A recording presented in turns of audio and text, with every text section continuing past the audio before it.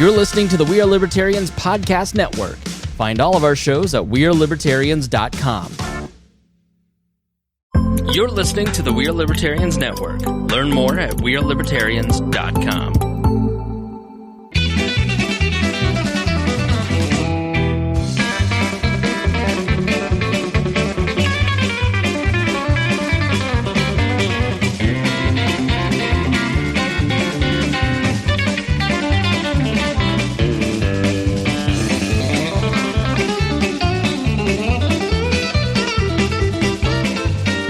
Welcome to the Boss Hog of Liberty podcast. This is episode number 315, a big 315, Eastern Illinois' favorite podcast. Jeremiah Morrill. Today I'm joined by executive video producer, audio engineer, life coach, Zach Burcham, and our forever co-host, Mr. Dakota Davis. Dakota, do you know what area code 315 is? I do not. It's the North Country. It's where I'm from originally. Messina, New York is the 315. Very nice. You know what's coming up in 2 episodes? No. 317. Oh, yeah. That's close. That was us. Is Dakota old enough to have lived in the 317 before the 765 was a thing? God, once again, I only remember 7. we're old again. Instantly, Yeah. We're old again. How about J9? Yeah. My mom had a party line. But when I was a kid, we were the 317. They created the 765. Yeah. That was like a big mess. Everybody had to reprint their stationery. Yep. Dakota, we stepped on you. Today's episode features Mr. Cameron Grimm and then also Mr. Jerry Walden. They are our candidates for City Council Ward Number 3 in Newcastle, Indiana. Cameron is your Republican for the office and Jerry is your Democrat. We were going to be talking to them about, first of all, why are they deciding to do this? Why are they running for office?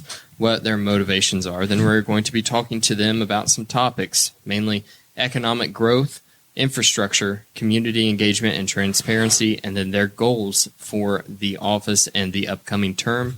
So make sure you stick around until the very end if you want to hear what that's all about. This show is about our lives in rural Indiana. We're here to push your boundaries and make you think as individuals. Sometimes we'll provoke you, other times we'll make you laugh, but hopefully you'll always learn something new. We just wrapped up a very special extended edition of Patreon, which explained how Dakota ran a full marathon. It was a half marathon, Jared, but I did it. Finally worked up to it. There's a lot of inside baseball in that one. It was very exciting, and it's about 30 minutes long. Patreon.com/BossHogOfLiberty. That's where you can go to get that episode. That's also where you support the show every month on the monetary level. That is how we pay the bills for the studio around here. It's how the internet gets paid for. It's how all of our equipment has been paid for as well. We really appreciate those folks. Patreon.com/BossHogOfLiberty. You get show notes ahead of time. You get access to a Facebook group that is specifically for you. And then you get a 20-minute or sometimes like this week, 30-minute bonus episode that happens before the show, and we make our guests sit through that as well. So it's a good time. I think it's well worth your $5 a month. If you think that your Starbucks coffee is worth $7 a day, I think we're worth that a month, So Where do you get a good cup of Starbucks around here? You don't. We have the press, which is way better for $7. So if you donate at $50 or more a month, Dakota, what happens? You get a shout out at the front of every episode, and those folks are Miss Christy Avery, Mr. Jonathan Phillips, and then, of course, Mr. Anthony Meyer. We appreciate them very greatly. We also have some sponsors for this candidate series. This is our one time a year we have commercials. We have the Slick Pickle Sanitation. That is a local Henry County company, and they are delivering dumpsters for you if you need to throw away a lot of trash. If you're renovating your house, you're doing a new construction project, you're cleaning out. You don't have to just throw it all on the curb if you live in the city. Right. You can practice your own large trash removal and call Slick Pickle Sanitation. That's right. And they'll take care of you. 765-524-0992. And then we have our other big returning sponsor. That's right. Returning again for this candidate series is Wyland's Flowers and Gifts. They're a great local business. We appreciate them very much. They've been sponsoring us for a very long time. Every candidate series that we have, they've sponsored. beautiful flower arrangements, very affordable pricing. I got my wife a set of flowers, and she said, wow, these are great flowers. They've done all of the flowers for my weddings and Dakota's weddings. That is true. All of the weddings we've had. They've been great to us. They will be great to you. Go ahead and visit them down there off of Indiana Avenue in Newcastle, Indiana. Ron Milford said the audio is great tonight, too. Zach, you're doing a hell of a job. All right. Love to hear it. I unplugged and plugged it back in. Rebooted it, did all the things. Last week we had traumatic internet problems, but we are back and better than ever. Apparently we were like 56K in it last weekend. Yeah.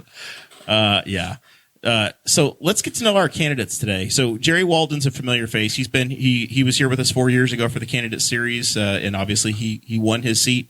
But it's the first time we've been joined by Cameron Grimm. I know you've worked on some projects that the Boss Hog podcast has worked on in the past, through some philanthropic stuff. But tell us about yourself, why you're running, and we'll talk to Jerry after to follow. Absolutely. I grew up here. I went to school here. After that, I went to the Navy, did 4 years, and came back. I ended up going to Harrison College for some business. And then during COVID, I ended up going to Full Sail University to get my cinematography degree.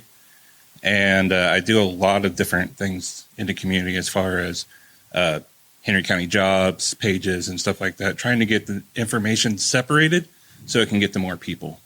And so I was asked if I wanted to run, and I hadn't thought about it for a very long time. And I said, yeah, I wanted to get more involved. It was something I was looking to do. And I couldn't think of any better way to get involved with our community than being a bigger part of it. So, I'm running now. All right. Jerry, remind us and the audience that maybe is new, that doesn't remember from the last time you were here, what your bio is, and why you want to keep doing this. Well, you understand I've been here since 1958. So on the council? You're old enough to be a senator now, Jerry. My storyline goes back a little bit further in Cameron. Yeah. Cameron played football when I was still coaching and graduated with Taylor and Zach. But grew up on Broad Street, moved to 25th Street when I was 4 years old, went to Hernley School through the 5th grade with Green Street, or through the 4th grade with Green Street, 5th grade, and then moved out to Tri-High. Went on the Indiana State. Came back here for my student teaching. Never interviewed. Got a job. Fortunate Mr. Paul Krauser was principal at that time. He was coach principal out at Tri-High and came to Newcastle. And I got to student teaching under Tom Corey, which was a great experience. And Mr. Walker and never interviewed. Got a job, and they had a teacher leave, and Mr. Krauser called Indiana State and worked the deal out with them. And then worked at in the classroom for 12 years and was a counselor for 23 years in charge of all the testing at high school. And it was a great 35 years. I coached football for 29 and baseball for 20 years. Newcastle's a great place, guys, and even though I graduated out at Tri-High, Henry County's very, very, very special, and Newcastle is the center of that. And when you put 35 years into a school corporation, and you're around so many kids, and you qualify them as your own, and you grow into the community. I've been with the Breakfast Optimists, member of the Elks, Little League. I still help out with the Little League whenever I can. Baseball, that is. And Newcastle's very special.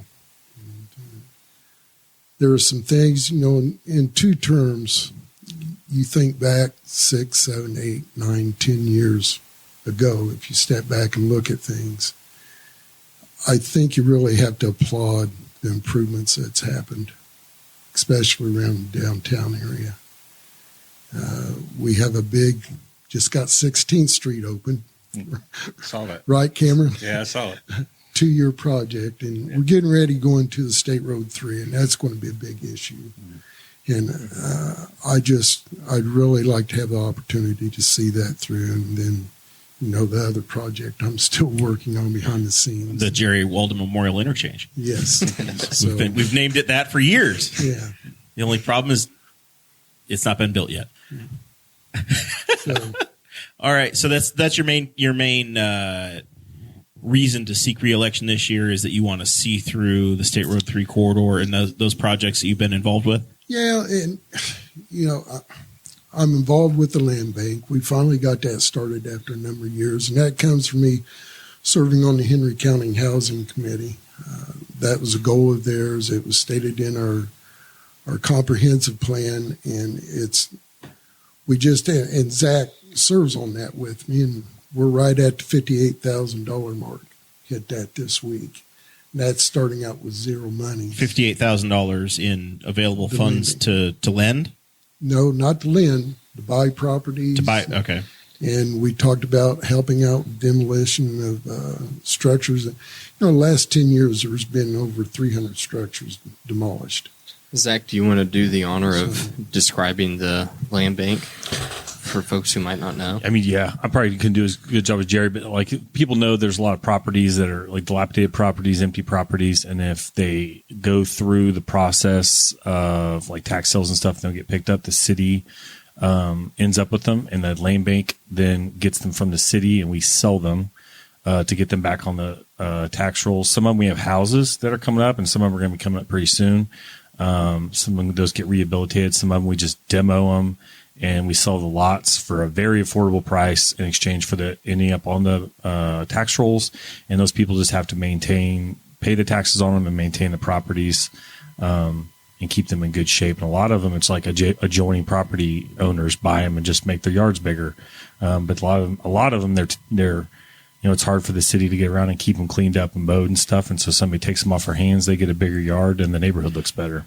And it's a big problem with the properties and the houses that are kind of dilapidated and stuff. So, Cameron, tell us about your motivations. You said that folks came to you and said, hey, will you consider running? But I've come to a lot of people and said, hey, will you consider running? But it's tough to find somebody that actually says, yes, I'm going to put my name on the ballot, and I'm going to go through the effort of doing this. So there's got to be more than just, somebody asked. Well, yeah, absolutely. So throughout the years, I've been very involved with the community and stuff like that. So I ran Newcastle Community in Action years ago to try to help give money back to people that needed help.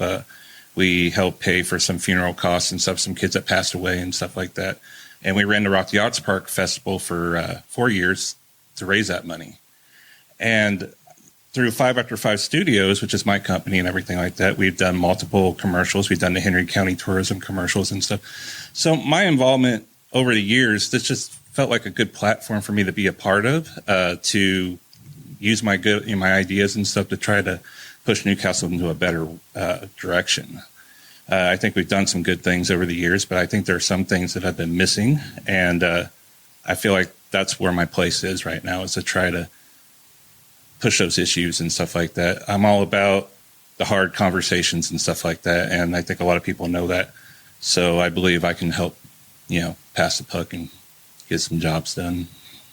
All right, so let's move on to our issues here. Mm-hmm. We can start with you, Cameron, on this question. Okay. The question, as I've written it in the show notes, is how can the council encourage and support the growth of small businesses within the Newcastle community? What do you think that the role of the city council is? Well, I run a small business, so I can see it from the inside and the outside of it. But I believe the biggest thing is we got to support our local businesses that we have here. There are a lot of great things that help push our local businesses forward, like Business Builders for years. I was a part of that for 2 years. There's the ISBDC, and it'll help me with my own company. So I feel like we need to start coming up with more programs so business owners can kind of learn stuff. A lot of business owners jump head first, and they may not know the finances side of it. They may not know the state side of it and stuff like that. So I believe having those programs here to help build up our small businesses to survive, because if you don't have the right format and the right funding, you're going to probably end up closing down. So you mean coming up with ideas to create workshops and things like Different that? workshops, different education bases, even all the way to customer service on how if you're a server, how do you have better customer service skills to help get better tips, and help your financial side that way. A lot of people just go straight into this stuff, and there could be a learning base here. So I think we need to support our local small businesses and then kind of try to help them grow. And I think when you have success with the small business side locally, and other people see that, then other people want to come and build here as well, because people want to jump on that train. Right. Yeah. Same question to you, Jerry. How is the city council involved with supporting local businesses or small businesses? Well, the biggest thing is it's happened the last couple of years with the RDC. When they give businesses money, it's basically for the outside appearance. Could not use that funding for the inside. So extending from that now, we have the BRAP committee, which I'm a part of. And last year we Define BRAP, the acronym for folks. It is BRAP. Well, that's a great question. I just always called it BRAP. All right. So it's a business reconstruction, or well, what's happened with that? We were able to get $275,000 from the RDC and invest. RDC is Redevelopment Commission. Yes. So when you have an incumbent, they spit out the number, the letters, and nobody knows what it is. So we got to. I'm trying to. I'll think it'd be right. Yeah, it's all good. I think Zach's Googling it over there right now. Yeah, but I'm trying. Yeah, because it's come up, and I've been like, "What does that mean?" And when you invest that money, and it can be put in, my big thing were the roofs. Roofs need to be fixed. If you put money into a building, you still have a leaky roof, you're going to have issues. So the downtown area and the businesses that are downtown has been the focus. Yes, and preserving, because we went through an era where a lot of the downtown buildings were torn down, and that's 1400 Plaza was a block that's gone, that's been repurposed. But over the last decade, the city has really invested into saving these downtown structures, including the one we're in. Yes, and that $275,000 turned in over $3 million into investments. We're getting ready to run a survey for downtown apartments. And these building owners hopefully will have an opportunity to get that survey completed with some help from the city council. And because that's a need from the surveys that's been ran through, and that there needs to be more availability for apartment space downtown. So, when you step back and look at that, and you're helping these downtown businesses, in the last few years, you've seen how many have been coming back downtown. You had the farmers market on Saturdays through the summer and so on with the plaza. And you have to invest to bring people in. So, in short, you're saying we've given businesses that are in storefronts that are in the main areas of Newcastle the money to upgrade their facades and It's things. 60-40 grant is what it is. Okay, and now you're saying we also need to start focusing on their structures itself, not just the Inside looks. and out. Okay, Yeah. and helping support them in that Yes. way. Okay. And it's been a big benefit, and it's shown. Building Renovation Assistance Program. yeah, Jonathan Phillips got in the chat. I saw it too, but I wasn't going to interrupt that. So, continuing on with that, you mentioned the RDC, and we have the Economic Development Corporation, the EDC, with Corey Murphy, and his main job is trying to make the community look attractive to businesses.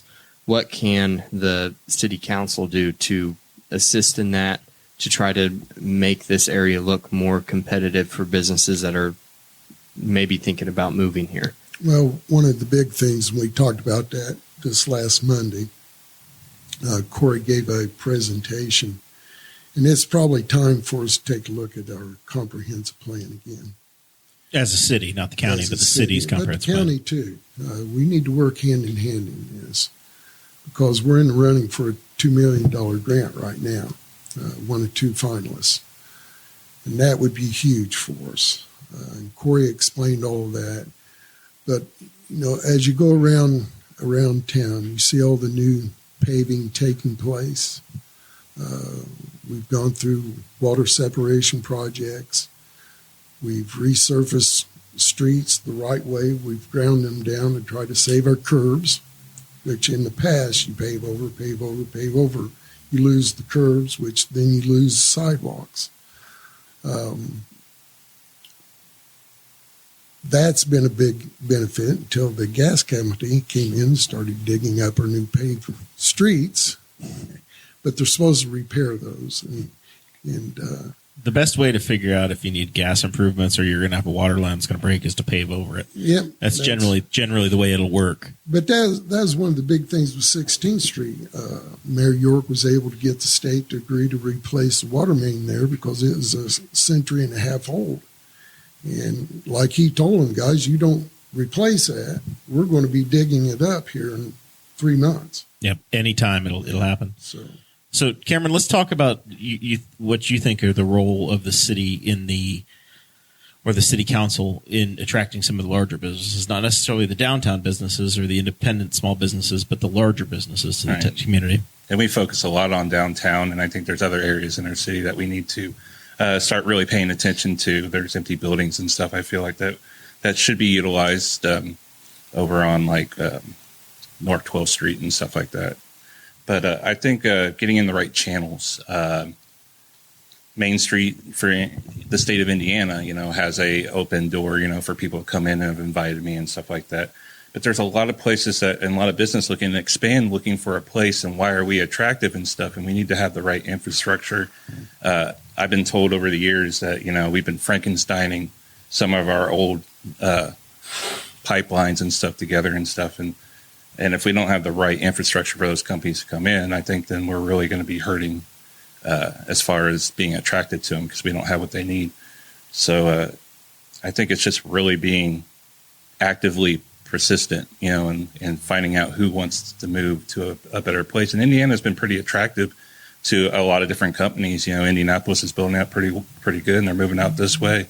So I think we can really definitely lure in somebody, out here because we got good traffic wise as far as 70, 43 and stuff like that to get trucks in. And I think we can head in a better direction there too. Well, you guys both brought up infrastructure, which is good because that leads us right into the next topic. And Cameron, why don't you lead us off with this one? Do you have plans that are going to improve the city's infrastructure? And how do you keep improving the infrastructure without doing any damage to the character of the city that we've tried so hard to preserve in these past few years? Right. I think infrastructure, the biggest thing is I think you have to do it the right way, and you can't go too fast at it because you have to worry about finances and everything here. And if we try to do too much too fast, we've already seen, how fast money can go up and everything like that. So that's one of my concerns. But I think that we definitely need to find the oldest different things that need to be replaced, the pipes and everything like that. It was a few years ago when the one that bursted out there by the water plant took the city down for a while. And I don't have the knowledge to know right now if, which pipeline is this and that. But I think that the fact that, they're old and that we need to start really taking a look and pushing that forward. Because at the same time, I was talking about the other businesses coming in. If we don't have that ready, then, If the basics aren't there, if your water and sewer aren't going to function, then nothing else matters, right? So, Jerry, you've talked in the time you've been a friend of the show. You've talked a lot about. We've lovingly called it the Jerry Walden Memorial Interchange at State Road 3 and I-70 that doesn't quite yet exist. But you touched on the State Road 3 project that's coming. Tell us how that matches with your agenda or what you'd like to see in the next 4 years for the city. Well, let me tie it in with 16th Street first because that's right in our area, Cameron. Yeah.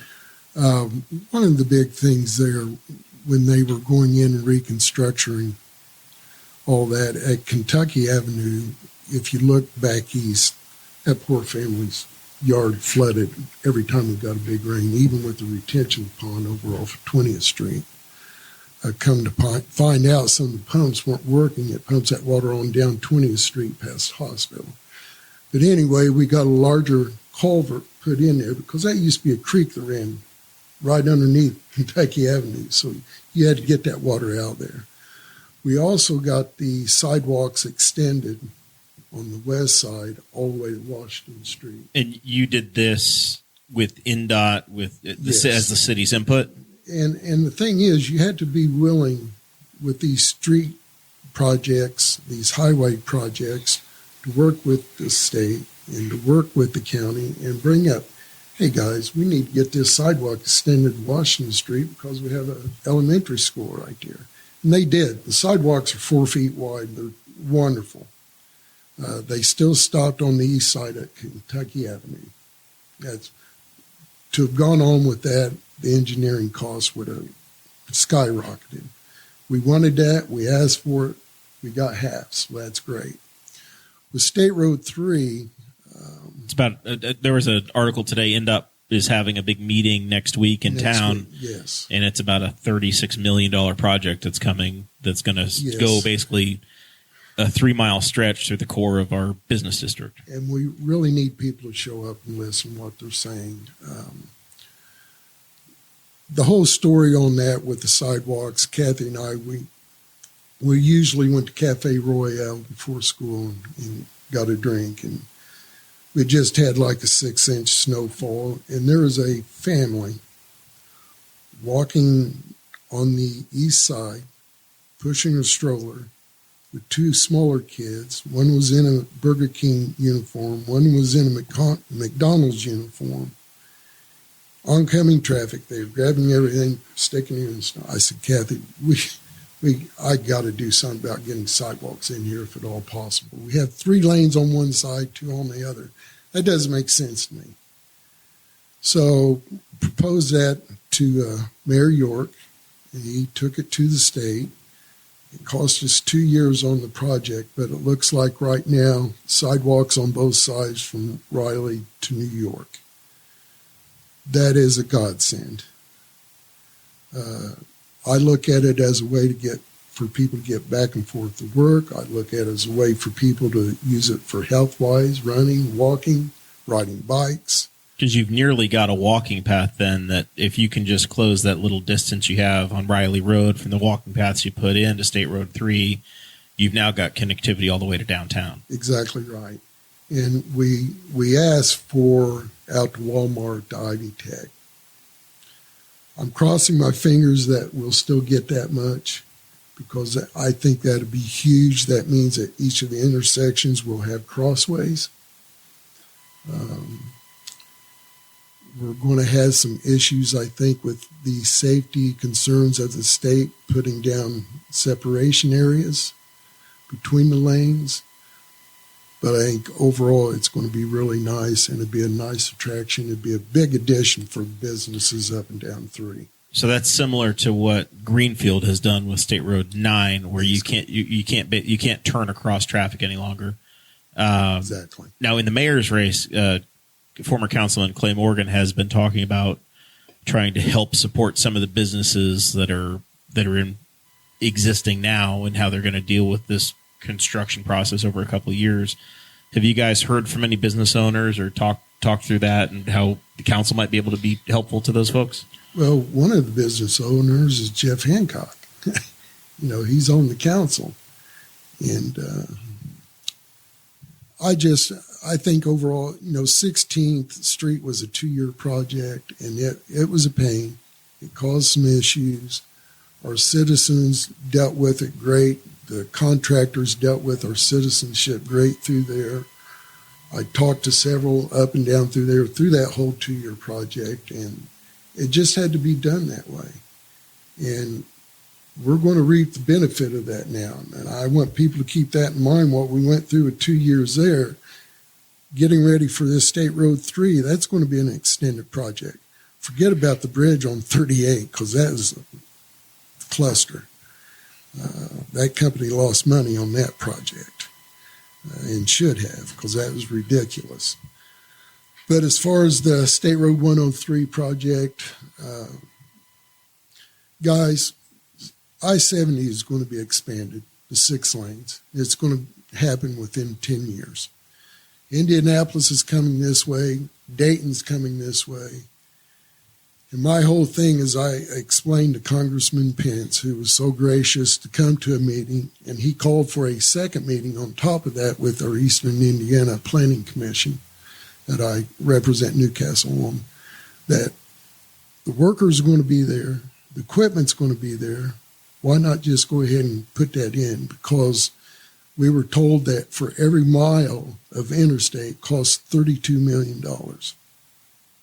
The construction of that exchange is going to be a drop in the bucket to that whole project. So if you were to open that up, just imagine from I-70 to 500, from State Road 103 to State Road 3, as level as that ground is, how attractive that's going to be to commerce and residential expansion. It'll happen. You know, you look at Louisville, they've lost 48% of their population since the 80s.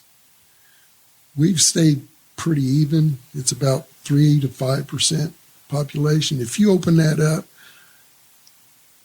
and you need to ask Mayor York about this, there are development plans ready to go if that were to happen. I mean, they're there ready to go. Cameron, I want to make sure that you get time here to talk about infrastructure and how you see things. Yeah. So Road 3, I think that the biggest thing that people need to realize is it's a state project, and that it's in their hands.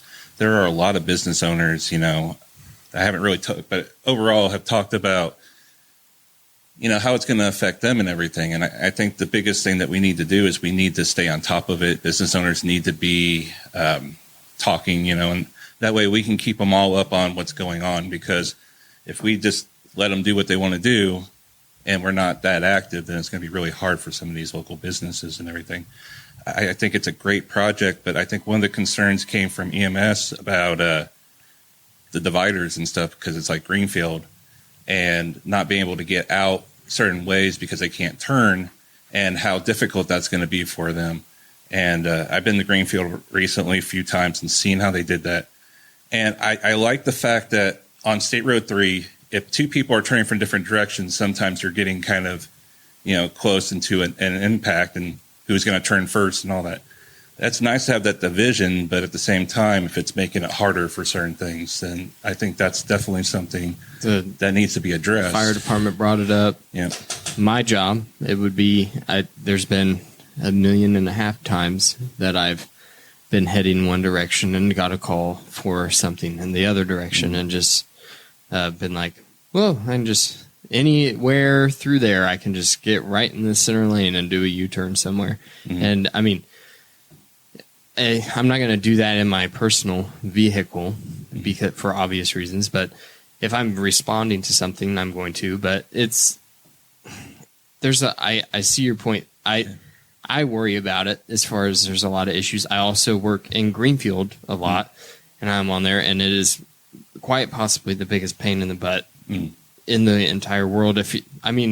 Just going to Culver's, if you're heading north, then trying to turn into one of those businesses is an absolute nightmare, because you're like, oh, well, there's a sign. You have to start to learn how the access Right. roads work. Yeah. The intention of it is, I believe, is to keep people from getting hit, right? Right. From turning left across multiple lanes of traffic, because it's just kind of the Wild West, and I know it's what we've all grown up with it.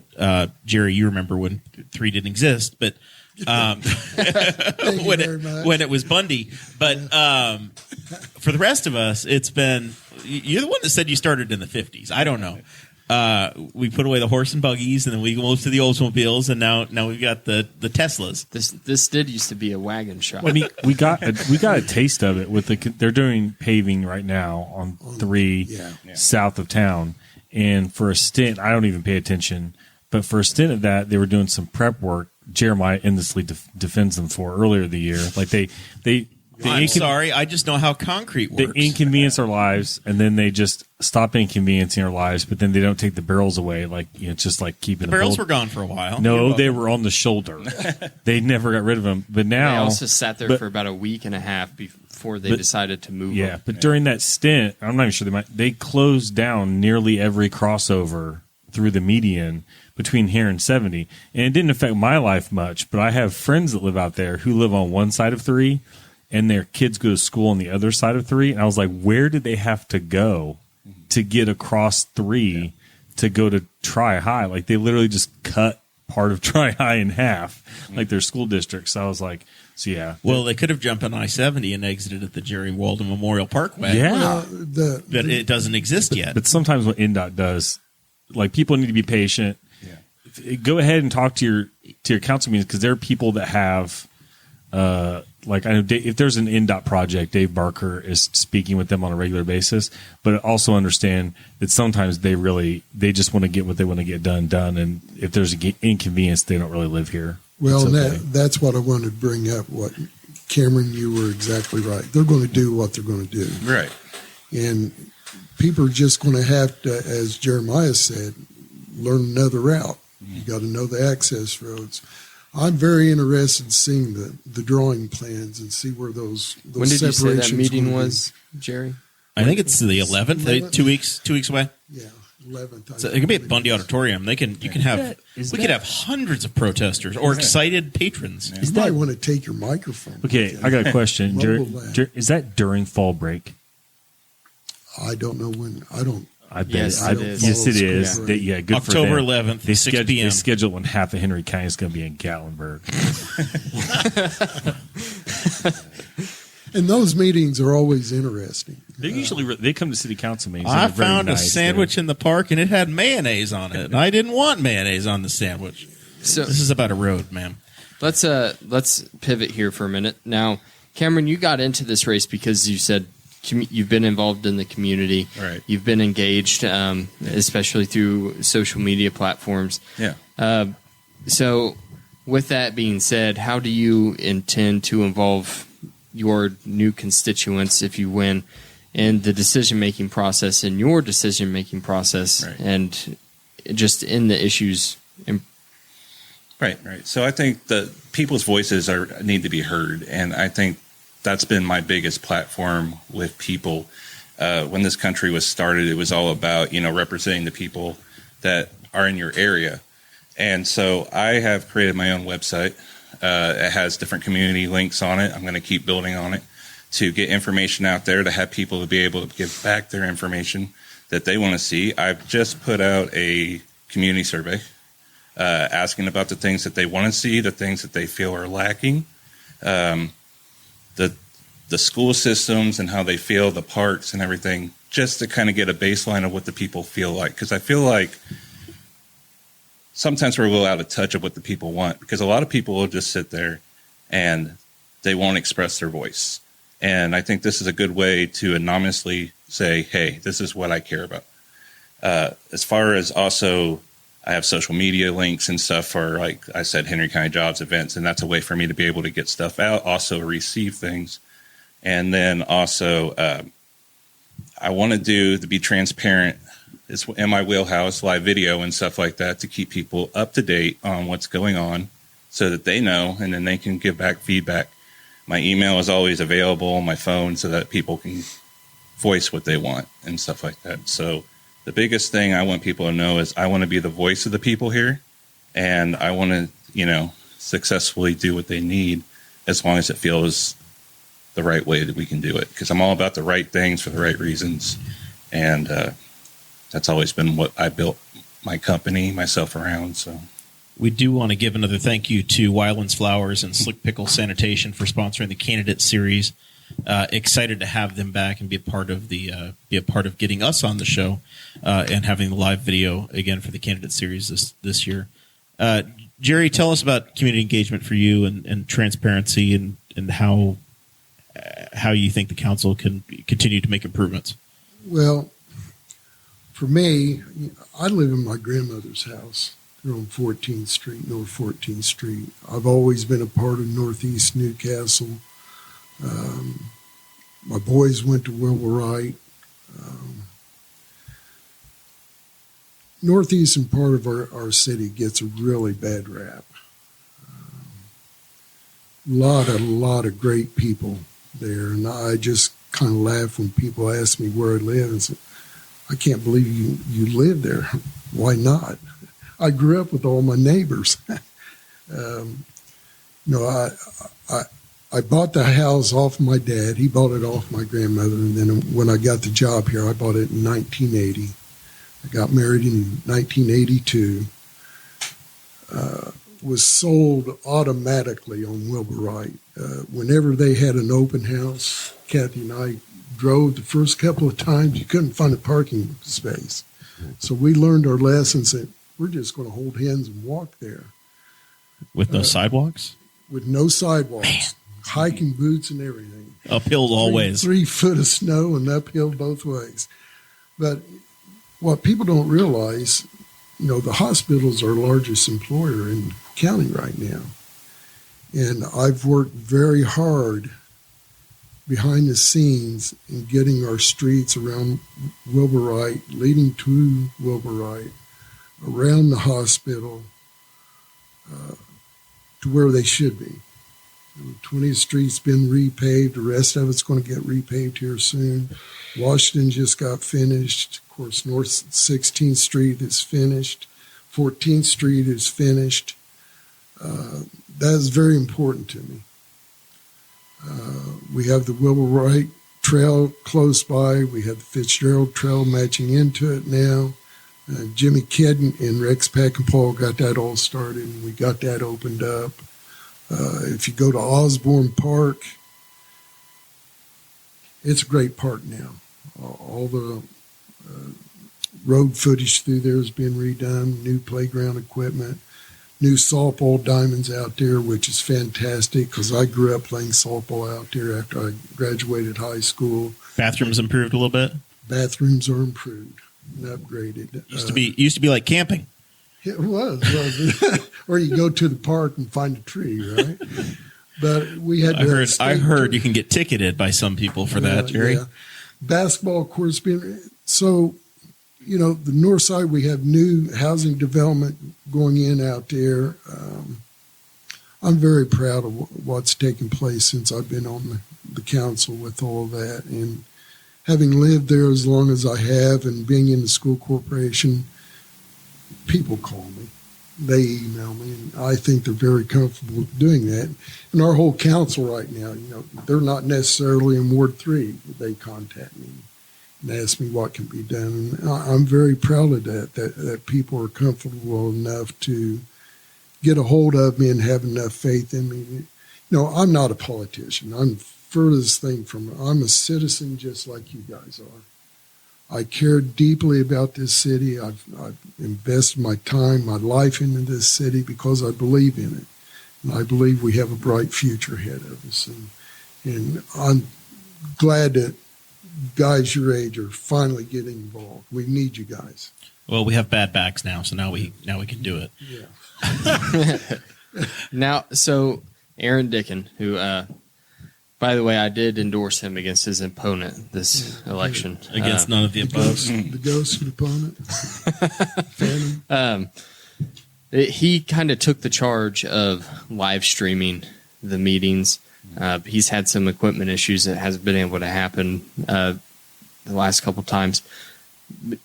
Is there any other talk on the council right now of trying to get a more reliable and professional setup for that to help him out with that? Aaron was basically given free reins on that, and if he needs funding for it, he's going to get it. The nice addition, we had the nice big TV screen up in there finally. We have new heating and air conditioning units in there finally.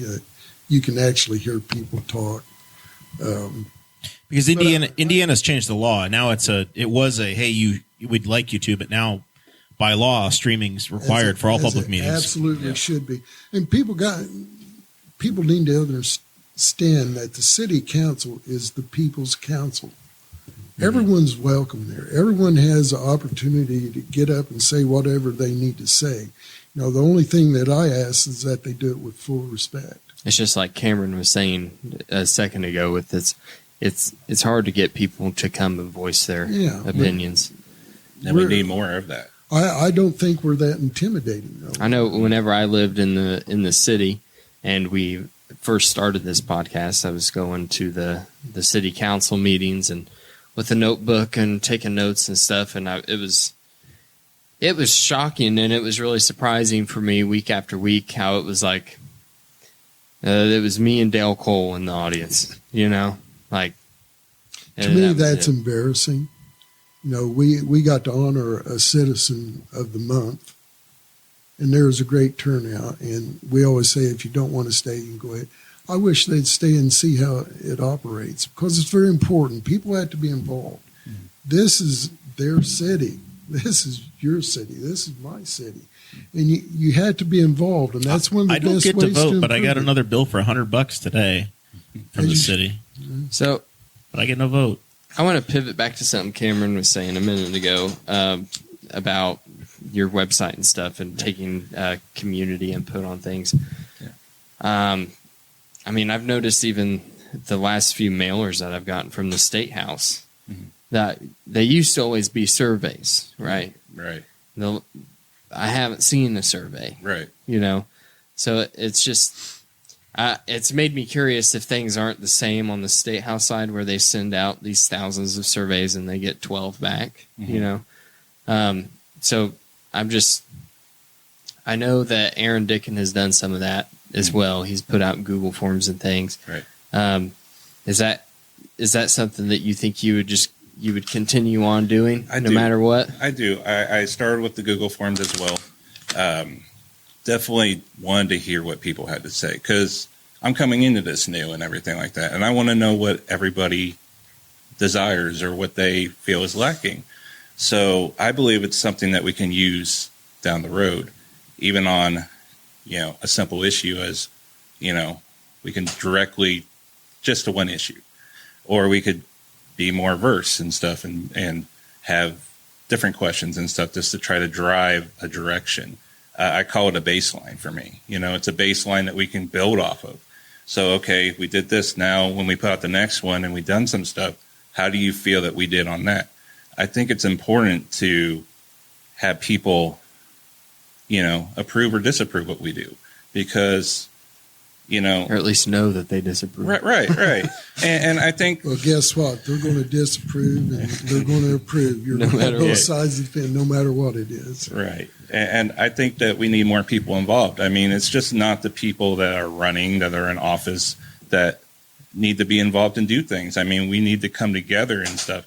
And a lot of the events that we have downtown has been bringing people together and stuff. So one of my biggest things that I've been really kind of going to people about is public safety, because we saw what happened in Muncie with the event where there was a shooting, and we're having more events. We're having the donut eating contest, and we're having, the Renaissance festivals and stuff. So it's very important that we need to, if we're having more, how do we protect our people and stuff? So that's something I've been kind of pivoting around lately. Public safety was one of the topics that almost made it to the show notes, but I didn't have room, so no. It made it in anyway. And that's my biggest thing. So speaking about your biggest thing, we're going to talk a little bit about your guys' main goals for the office and your main priorities. Mm-hmm. Jerry, we've talked a lot tonight about how you really want to see things through that you've started from previous terms on the council. Would you say that that's kind of your top priority if you were to win for the next 4 years? Yeah, it's, when you get a ball rolling, you want to keep that ball rolling. And I just feel really good energy in the direction that the city's going in right now. I see a lot of positives going on. You don't push and try to hide the negatives. But I see a lot of good things going on, and I think with the county keeping us within the Eastern Indiana Planning Commission, which you got to be in a regional group like that now to even think about getting grant money from the state. It's an absolute. If you're not in a regional group, it's not going to happen. Those days have gone by. And so you get a grant as an entire region, not as a city. Yeah. Right. I remember that conversation going around when we were in the running for the Stellar Communities grant. And that's how it is. And guys, I'm telling you, whenever you go to those meetings, and the next one is going to be here again at the Hall of Fame, I couldn't tell you if the people are Republican or Democrat from Richmond or Rushville. I know what they are, but it is a really solid, hard-working group that tries to be fair across the board. And being a part of that and trying to get funding for Newcastle, and when I say Newcastle, for Henry County, because, Cameron, we got to be together in this, as you've been saying, as I have been. And if you're not together and working for the same purpose, good things aren't going to happen. That's how you bring in industry. That's how you bring in people. People are getting crunched with housing in Greenfield right now. Where do you think they're coming? Mm-hmm. We're looking here at Henry County, Newcastle now, because there is a huge difference, not only in housing, but rent. Rent's like 4 times in Greenfield now. Yep. And you're starting to see, I think there's still talk of a new housing development on the north side of town. Mm-hmm. I don't know if that would be in city limits or not. Or if it potentially could get drawn into city limits later on. But you're definitely seeing momentum for new builds and growing the community. I think the new development around the Y, I think people just wanted to see it get started and what the houses and the condos were going to look like before they invested. And I tell you what, those houses are really nice. They're really, really nice. Mm-hmm. So, you just want to keep that ball rolling. I work a lot behind the scenes. That's how I worked in school. I don't try to put myself in front of it. If I need something, I go to the department chairs. If I need something, I go directly to the mayor. If I need something from the police department, I go directly to Chief Schofield. And I talk about it not in the council meetings, but behind the scenes. And I think that's why the northeast part of town has been upgraded as much as it has, and I'm very proud of that fact. So let's say you were king for a day, king of Newcastle for the day, or the king of Ward 3. Yeah. What would you immediately add to the ordinance book, or what would you immediately take away? That is an absolute, because Mike Guffey and I just talked about this. The biggest mistake made when Garner Street was put in, railroad, the king of the railroads said, with that, adding that intersection, you had to give up intersections. And when the council then decided to allow 22nd Street to be taken out, that is a bad choice. That is a direct route to one of our elementaries, and it should have never have happened. I'd get that taken care of right away. There are other streets that you could have taken out besides 22nd Street. That getting the Eastwood busing, kids walking to school, they still go across those railroad tracks. You could put up a 12-foot high fence. And now you got a trip hazard instead. Yeah, and that was a we talked about that 4 years ago, and how, hell, you could almost do a pedestrian bridge to get kids across.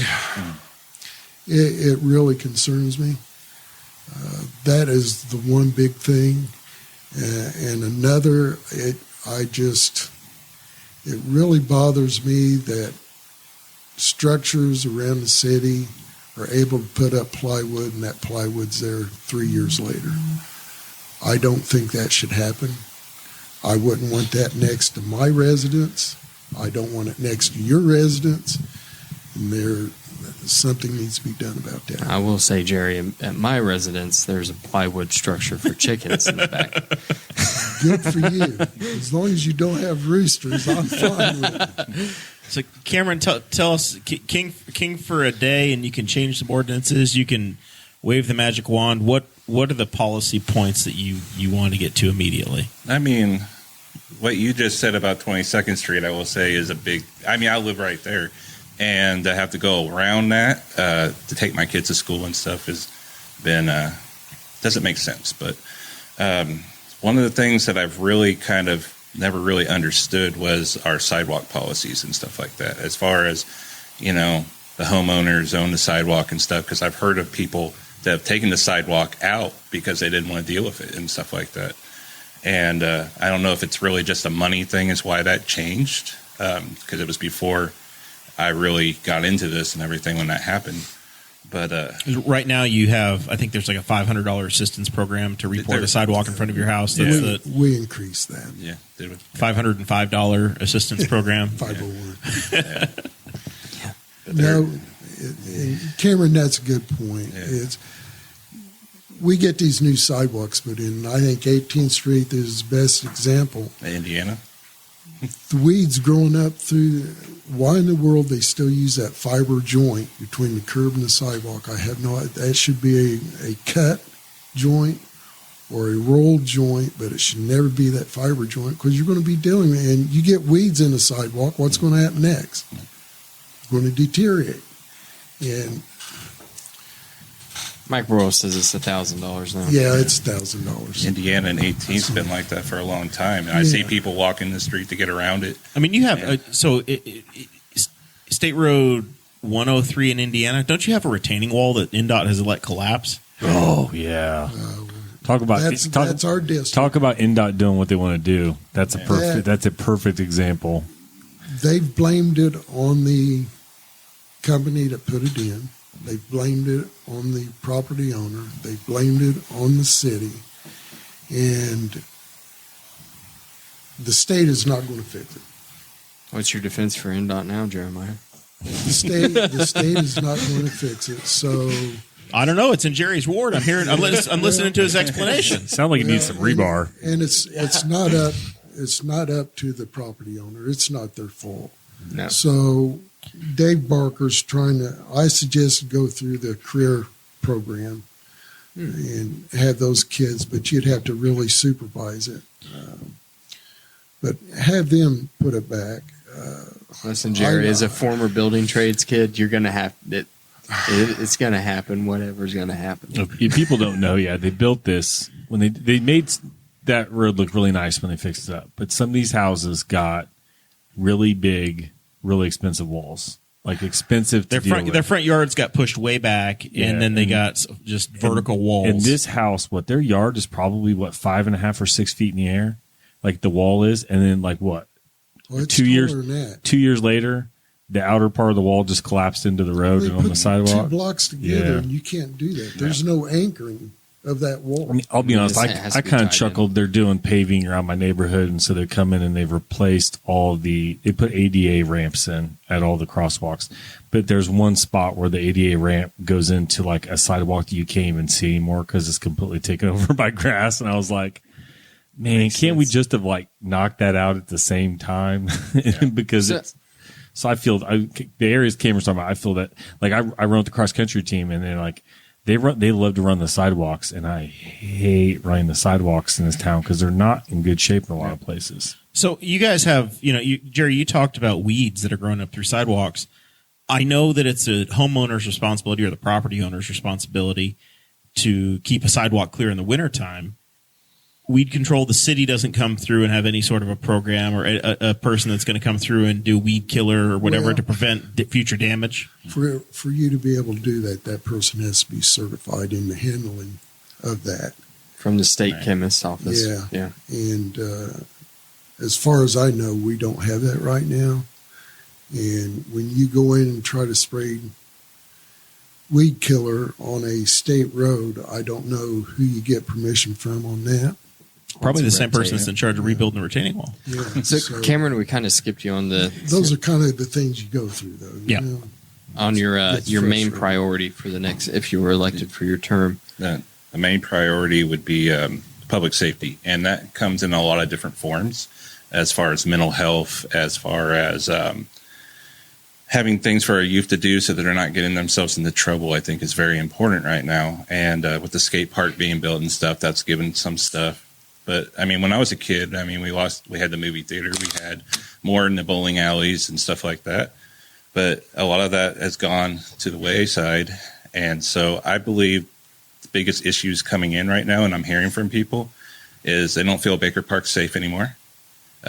Between gangs coming in and stuff like that, trying to get recruitment to kids, that, are different ethnic background, being chased out of there.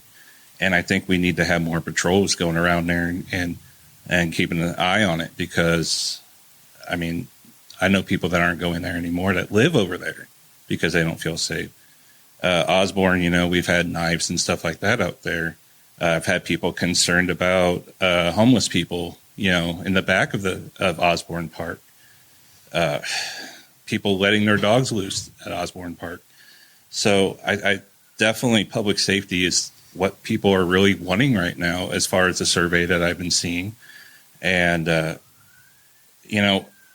we talk about the city doesn't have as much money as Fishers or Noblesville or Indy, and that sometimes really can hurt, our police department, our rounds. If we had more police officers to patrol, around Baker Park and stuff to make it safe. Mark Shaw and Orr talked about, back in the day, we had a cop that always drove a little buggy around Baker Park, and they would make fun of him and stuff a little bit because, he had that little buggy, but they said they felt safe because he was there and they appreciated him being there. And so I feel like we do have a pretty significant police presence in Baker Park. I assume, right? I feel like I see a police car parked on Main Street quite often, but and we have cameras there. Yeah. So There are cameras in Baker? well, at the skate park. Jerry has cameras Oh, there. at the skate park. Okay. I got you. Skate park. Yeah, I felt like the cameras were definitely needed at the skate park. Just the amount of investment that's happened Right. there, it would really be a shame to see it get torn up. But it hasn't been. The skate park is an awesome addition to our community. We see that at Low Park, the damage that's happened there, the graffiti, talking about the kitchen that's been taken out there because people are breaking down doors and stuff like that. And, a camera there would be helpful to try to capture, what's going on.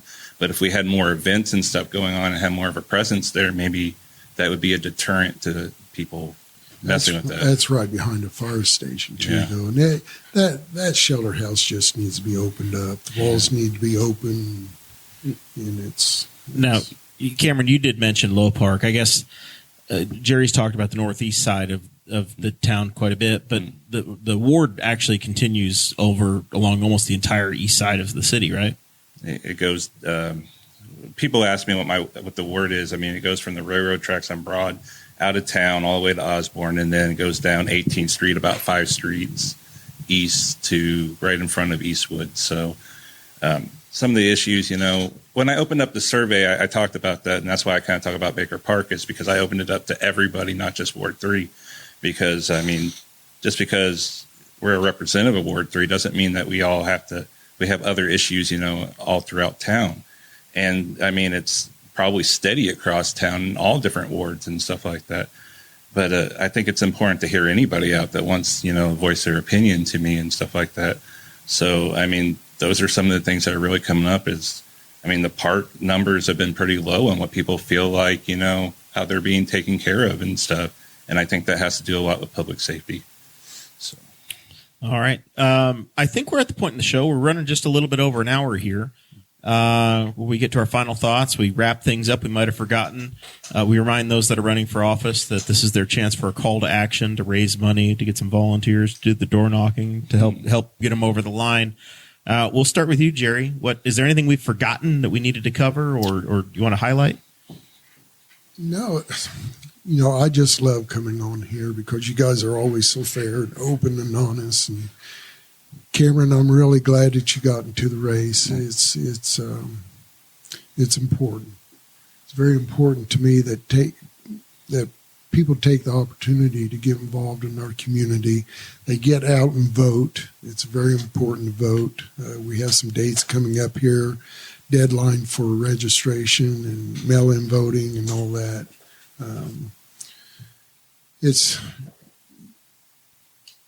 We got to be involved in our community to keep it a community. As I've said, I've put my heart and soul into this community. I love it. I'm not a very good politician. I hate going around beating on doors and all of that. I drive my ward precincts 2, 3, and 7 every month. Probably ought to remind people from 27th Street eastward. That's not city limits there. A lot of people don't know that, but and out on Brown Road too, it's same thing there with that mess with the junkyard. But it's just please get involved. It's very important, and don't hesitate to contact me. My cell phone's out there, my Facebook's out there, my email's out there. I'm more than welcome to sit down and talk with anyone. Awesome. Well, we appreciate you being here as always, Jerry. Zach, you got any final thoughts for us? Nope. Congrats to Dakota for the suffering last Saturday and all the people that did the half marathon and any of the other races they had. Other than that, show up to city council meetings. You learn a lot just showing up to city council meetings, and not the official part of the meeting like that they say. I take notes. I call it the around the council, when they go around the council and they ask everybody what are issues they've got, and you learn a lot about what's going on in this town and what the stuff that's behind the scenes stuff. You learn a lot of that from attending those meetings and paying attention to what they're doing and what people's concerns are. And I think we're all going to not like NDOT, but I did drive 16th Street last night. It was delightful. So they did get that done. It looks really nice. So just don't speed, please. No, I cruised it like in the cars when they finally got the road fixed, like the one guy, the lowrider. But I was like, oh, this is so nice. Ramon. Yeah, Ramon. I couldn't remember the name. It's been too long since I watched a Cars movie. Other than that, if you see somebody that's running or is currently in office, ask them what they're up to, ask them what they're doing, and you'll probably get an answer. And they'll probably ask you some questions about what you need and what taken care of. I was shocked we did not bring up chickens tonight. I'm so excited that Zach wore a political T-shirt. I tried. Yeah, I wore my Robin Miller for President shirt. I'm surprised you didn't ask me about my Montana trip. Well, I mean, you could have brought it up. I didn't want to create the opportunity for people to say, "My God, he's embezzling money, taking these big junkets out to Montana with city funds." That was on my son Taylor. He loves his dad. But I think farmers market's winding down. So if you want to go hit the farmers market up, be at the 1400 Plaza this Saturday. And I haven't heard. I'm assuming that the fly and driving went up well over the weekend. And is Taylor my eye doctor? Mm-hmm. Is it? Okay. Yeah, is it Dr. Walden? Yeah. I don't know his first name. I never knew. It was just always Dr. Walden. Taylor and Kyle. He took me on an elk hunt out in Montana. Elevation 6,300 to 8,300. Hike 12 and 17 miles every day. So with asthma, 65 years old. Survived it. Survived it. No sidewalks in Montana, uphill always. Cameron, thanks for being here, man. Hey, thanks for having me. What have we forgotten? Are you doing the door-to-door thing? Do you need volunteers? Let's talk. Let's get you some people to help push you over the top. Yeah, I have been doing some door walking. Definitely part of my plan to try to find out what people want, tell them what I'm all about. I feel like you got to love your community to do this. You got to love the people. I grew up here, so I've always loved it, and I've seen it, with Chrysler here, and, like I said, the bowling alley packed and going to theaters and stuff, and it's been gone. And I did a project when I was doing photography a long time ago, and I did it on the depression of downtown because all the businesses were closed and all the empty, leaves up against the doors. And now it's kind of nice. I might do a side-by-side project, of some growth and stuff here. That would be really cool. It would be. especially since I have that baseline of what it was like. Yeah, that'd be awesome. But yeah, I mean, I spent day and night doing, the music festival and the community in action just because I wanted to bring something here. And it didn't turn out well in numbers, but people always told me I was, before my time. And so, I mean, I love my community. I love my city. And that's why I'm doing it, because I can see a road that we can grow and have a better quality of life here for people and stuff. So that's why I'm here. Spectacular. D squared. I wanted to say thank you to both of you guys for coming. Yeah. It's a constructive conversation. Yeah. I think we solved a lot of the city's problems tonight. We're set. I will say, though, that it always makes it really difficult for the voters to not have a bad candidate in the race. But But they have a choice. Yeah. that they have a choice, which is always great, which is more than we could say for the people in Aaron Dickens' district or ward, I guess. I also want to say thank you to all of the people and listeners, especially, that were mainly listeners of the podcast, who reached out to me and on the day of the mini marathon. It was really encouraging to get the messages, and then the congratulations was great. So thank you to all of you fine people, and then of course thank you to Big Bounce, or not Big Bounce, to the Slick Pickle and Slick Pickle Wylands. Sanitation. Yeah. Slick Pickle. Slick Pickle Sanitation and Wylands Flowers. Just think of how much stuff you could throw away if you got a big old dumpster dropped in your driveway. That is a Saturday's worth of entertainment. So does their dumpster look like a pickle? No, but their logo has a big pickle in I'm the dumpster. really disappointed. They need to paint the dumpster so it looks like a pickle. Maybe next year they'll have it wrapped. Yeah. That's an awesome name. The big pickle wrap. Well, it was a bus, Slick Pickle. and they got rid of That's the awesome. bus, and they got into the dumpster business.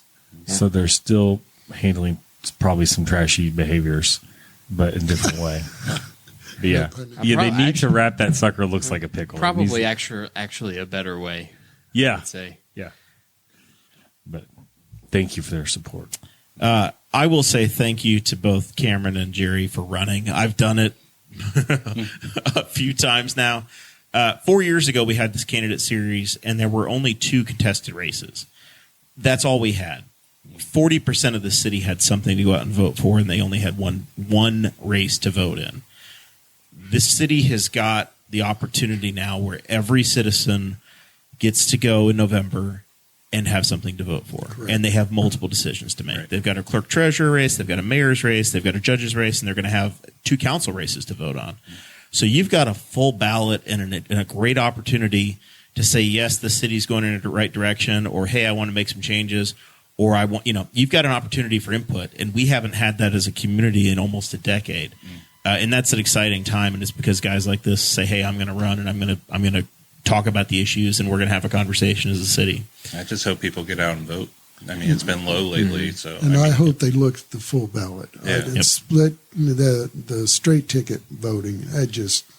That's not right. Yeah, go all the way through. Look at the ballot. These gentlemen have gone to the effort of running for the office. The least you can do is, instead of spending 10 seconds in the polling place, go through all 4 pages of the ballot and go race by race. Because I can guarantee you the party label that's next to the names in a city election Doesn't matter. doesn't As make that somebody much who of a attends city difference. council meetings, I sometimes have to look up what a person's party affiliation is, because you have zero indication from going to a meeting what it is. And I'm like, oh, so like you literally will forget, because they aren't grandstanding about weird topics to get on the news or anything. They're just taking care of business, and they're not affiliated in almost any way with the party politics you see on TV.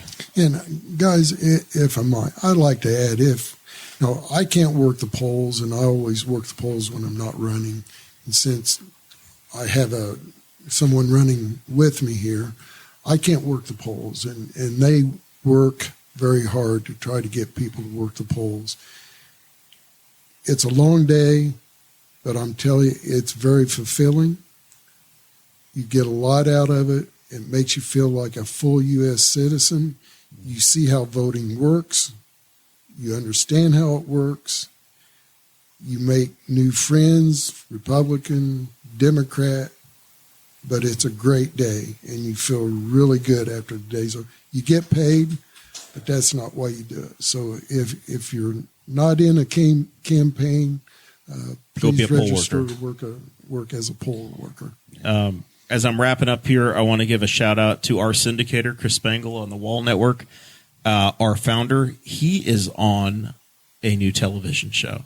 He flew out to Los Angeles in the spring, and he is on Ms. Pat's show, Ms. Pat Settles It. Of course, Chris is on the Ms. Pat podcast, but he is now on Ms. Pat Settles It on the BET network. Who would have guessed this? Who would have guessed that White boy Chris. that Dear Leader would end up on BET? I'm very proud of him. White boy Chris. Our next episode is going to be on Tuesday, October 3rd. No show next week. We're going to be dark. I'm going to be out on the East Coast getting rained on. We haven't had rain here in a month, so I said, "Hey, let's go to New England and just go get rained on for a week. The rain. Let's go find the rain." I bought a rain jacket today because I haven't needed one. Now I'm a proud owner of a rain jacket. We'll see you guys a week from Tuesday. Thanks again.